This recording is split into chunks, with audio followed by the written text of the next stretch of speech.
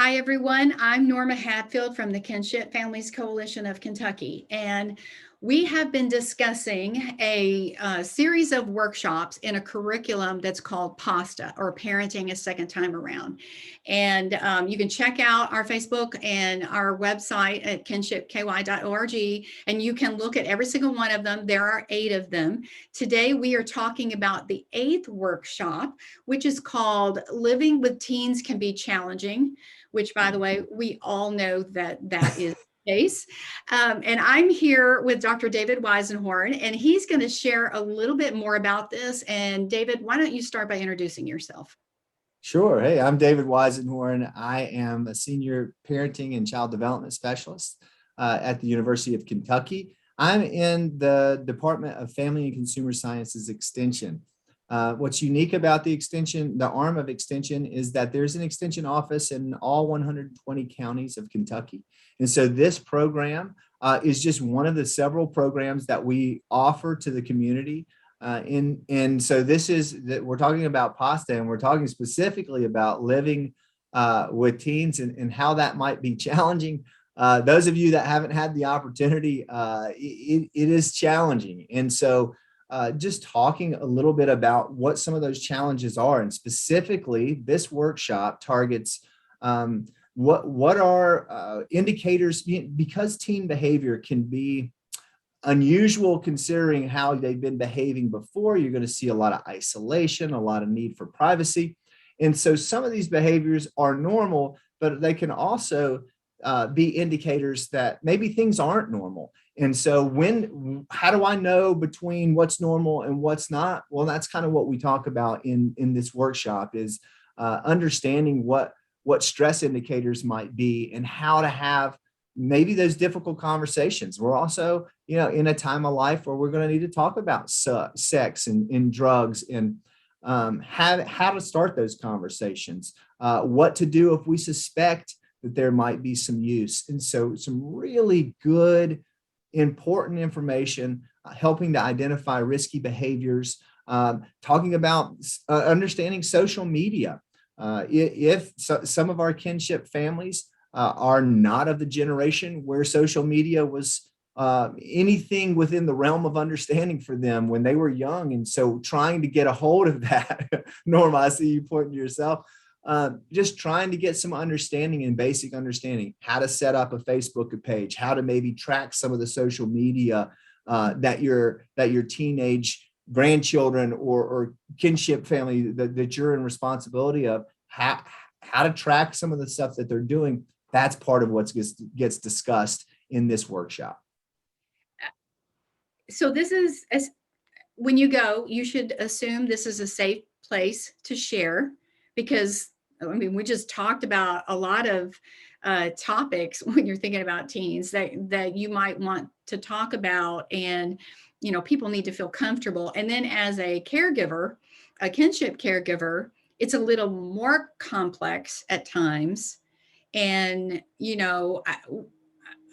guess I want to say, I see this as a safe place to share and to network. The other thing I was thinking about was, when you were explaining all of this, it sounds like at a high level, you've got the facilitator who's kind of going through all of these things, like looking at, whether it's social media, other high risk behaviors and things. So that's at a broader level.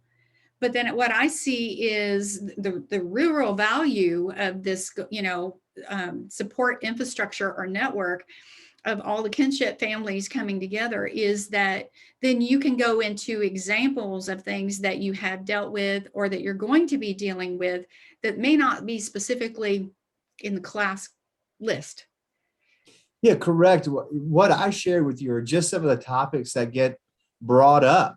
And then the families, the real value is those experiences, those shared experiences, possibly, or just hey, this is an experience that I had. This is what I did. This is how it ended up. Maybe that's good. Maybe that's bad. Maybe it's, hey, whatever you do, don't do what I did because this happens. Or it could be, hey, I had some real success when I said this.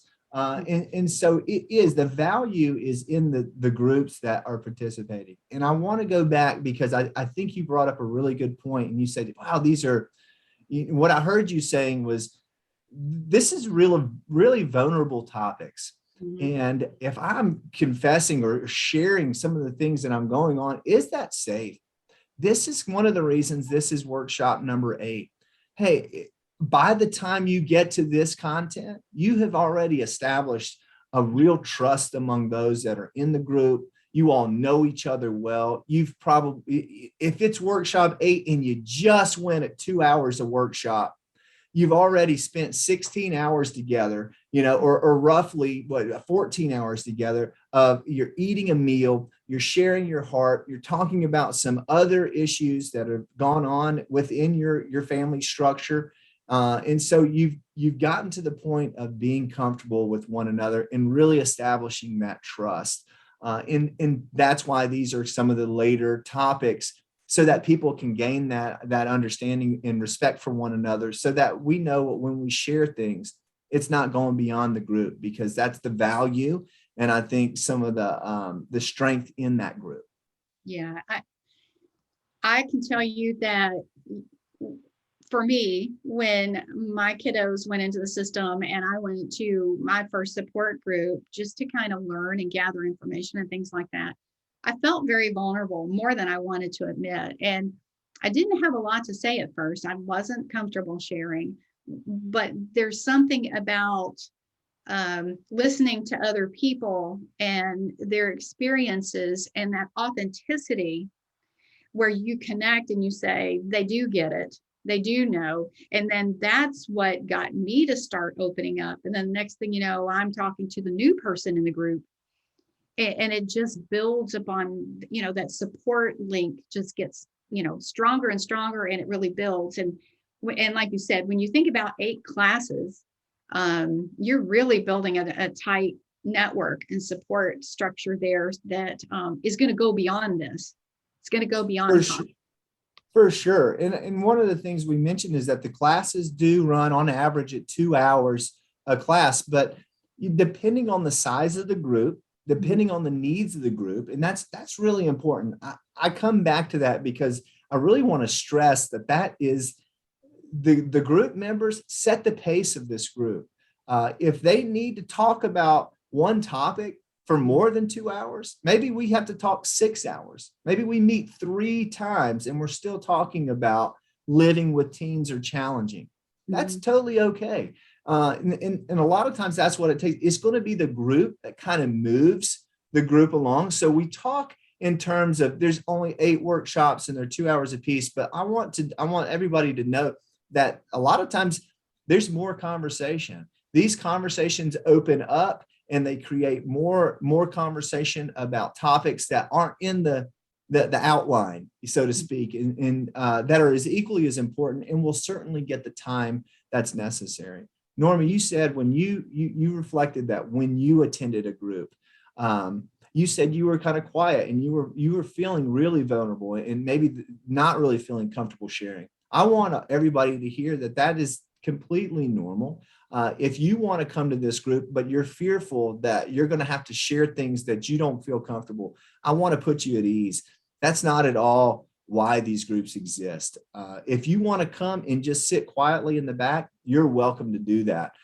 Come and hear whatever other people are saying, because I think the way it happens naturally, organically, is that people come, and as their confidence in that comfort level with the group increases, then they begin to share more. And that's kind of the way these groups set up, and they'll continue to advance and grow organically in that nature and become beyond this group. I've seen other smaller groups that tend to branch out because of that, smaller social groups or babysitting cooperatives. So this is an opportunity to bring similar families or families in similar situations together so that they can strengthen each other by sharing some of their experiences, good, bad, or indifferent. The classes are free. We're just going to go. I know we cover this every time, but I want to make sure, because I don't know who has seen, any other videos talking about any other of these workshops. So I just want to briefly go through that. The classes are free. They're on average roughly about 2 hours at a time. It's going to depend on the group, but roughly 2 hours. Okay. Yes. And these are usually going to be at the extension office within their county. Yes, the only time that might not be the case is if they're already partnering with a family resource Okay. coordinator that might have maybe they've already started something and extension is working with them. But 9 out of 10 times it's going to take place at the extension office. And I don't need to do any homework or anything like that. Just bring myself. And sometimes That's there's correct. care if I need it.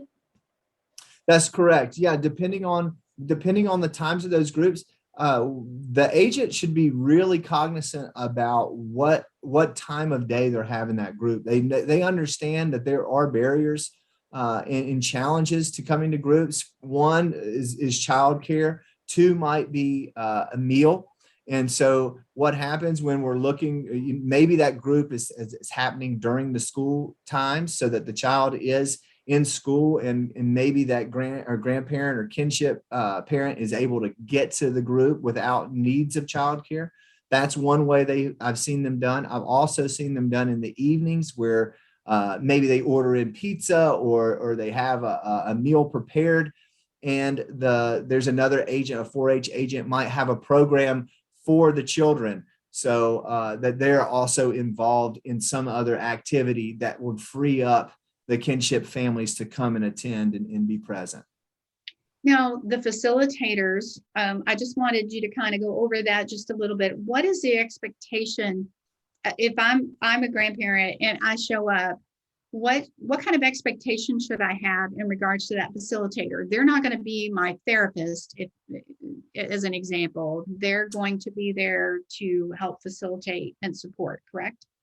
Yeah, absolutely. They're going to be there to kind of keep things moving along. They'll be there to kind of give an outline of what might be discussed or topics that you're going to talk about during the day. They'll be there to kind of make sure there aren't one or two people that are speaking more than anybody else, just to give everybody an opportunity to speak. You may be asked to share or offered an opportunity to share, but by no means should you feel put on the spot or feel pressured or have to share. They just want to make sure that all members are feeling as if they have an opportunity to say the things that they want to say. Yes, they are not clinically licensed. They're not going to be providing any type of diagnosis or trying to provide medication. And there's certainly, it is not a therapy group. While there is support, and we will be sharing some of the things that are maybe going on in your life, the intent is for the goodness of the group, so that resources get shared, so that information is shared among the group that might make us all stronger and healthier in our families. So before we started this video, we had a brief conversation and it was really exciting. You had an office that had sent you an email that they were just getting ready to kick off their pasta series. And I think that's right. Yeah, Leslie County is going to start their, and I think they're not even. It's a pasta group, but they've got a name for it, and the name is All in the Family is what they're going to be calling that group. It will be pasta, the curriculum that they'll be following. It starts Tuesday on the 22nd, so 3/22. There's already 15 participants that have enrolled and confirmed that they're going to be there. They will be providing meals there and some childcare opportunities for the children that might be there as well. The 4-H agent is going to run a different program. So it's really exciting. If you're in Leslie County and you're just now hearing it and you're saying, oh, darn, I'm not available on the 22nd. Don't let that stop you. Contact them or just call and ask for the agent who's in charge of the pasta group. And they'll let you know when those dates are. They're planned out. And you come to the next one, because this material is not one that you have to see. It's not sequential in the sense that you can't get anything from the second one if you haven't seen the first one. It is something that you can drop in at any of those workshops, and whatever workshop they are on, whatever those topics are discussed, something will come out of that that could benefit you and your family. So don't let that stop you. Drop in, find out what it's about, and I think that you would really be happy that you did that. So every county has an extension office. They may all be on different schedules, and we want to encourage folks, if you're interested in this or you're wanting to connect with other resources for your family, because I know extension offices do that. They usually know everybody else and kind of know where to connect. I shared this early in another discussion, but when I first went to my first support group and I was talking to some other folks, and they found out that I had just gotten my grandkids, one of the extension agents came in and they had a folder, and they didn't know anything about me, but it had all kinds of things in my particular community, food banks and information on nutrition and all different kinds of things. And that's one thing that I love about extension office is they have a wealth of knowledge and connections within where I live. Yes. And Norma, that's such a main part of the programming that we do in extension, is to really plug you into the resources within your own community.